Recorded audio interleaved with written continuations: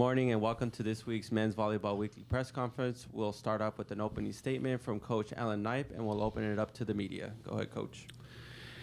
Yeah, we're excited about the week. I really like this time of the season when we get in these the Friday Saturday series. It's we're preparing for one team and everything's at the end of the week, so we have some time to make sure we're recovering from last week. We're putting in things that we want to be good at because of the opponent, but we're spending a lot of time on us, and that's where we're at. So there's a lot of good things happening, and the nice thing I like about the maturity of the group is they're so good right now at identifying individually and collectively areas that they want to be good at. The notes that I get before we even meet on Monday, after how much video the guys have already watched on themselves and our team, is very, very impressive at a level that, at any level would be impressive.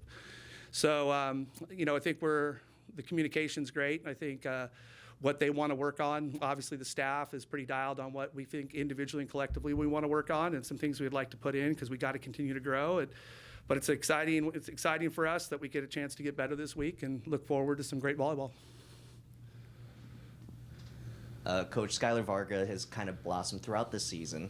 Yeah. And what have you seen from him, whether it's in the practice gym or on the court during matches? What have you seen from him that it has improved from the first game this year to now? Well, I think, first of all, he's an incredibly gifted athlete, but he's equally as gifted as a teammate and a human being. He's just such a wonderful athlete to coach, and what a great teammate for all the guys, as far as, because he is a left and he's playing on the right and he has no problem with that. And so as he's gotten more and more comfortable with that, I think you're starting to see him being more and more confident. But he's so big, he's so lanky, he can get to the ball, he jumps so well, he has no problem mixing up speeds and shots, and he can hit on the left and the right with no problem. He's a very good passer, a great defender over there in Area 1, which is a huge plus. You get a guy who's been playing Area 6 and middle back his whole life, and all of a sudden he has to play in a smaller area to cover in Area 1, and it's super comfortable for him. So, yeah, he's tremendous at what he can do, and he's not even close to the player he's going to be. He's a lot of fun. He's a lot of fun to coach, and he's really starting to play well. And also, looking forward to this week. This is going to be a good back-to-back, but it's also going to be back-to-back at home. How is the home court advantage feeling for this team this year with all the hype that's surrounding men's volleyball for both these opponents this weekend? Yeah, I think that in this series, that I think both teams would tell you it's a feast or famine schedule when you have each other, because the environment at both home courts is so good. It's. Even though both are very special in their own way, as a coach and as a collegiate athlete, it's what you aspire to do. You want to be playing in a big arena in front of an energetic crowd, and that's what all athletes look forward to. But obviously, when the schedule comes out, or I should say, the cycle of the schedule is that it's at the Pyramid. I love that. All right, Coach, this question is from Taryn Rodriguez. His question is, do you think Hawaii will be your tallest opponent you will have faced up to this point in terms of player height?